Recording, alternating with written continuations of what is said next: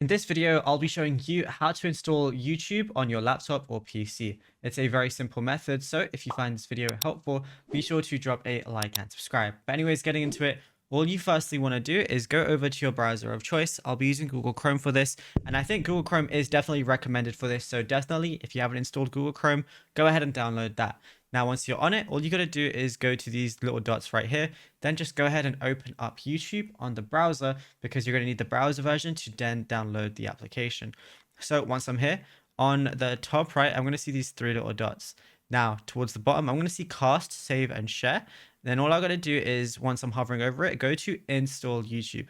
So press that. It's going to say install app youtube.com. Then just go ahead and press install. Now, as you can see, it's its own thing. And now I can also do is I could, pin it to the taskbar as well. So it's just always going to be there, and I can use it as a separate application as it's not a part of Google Chrome anymore.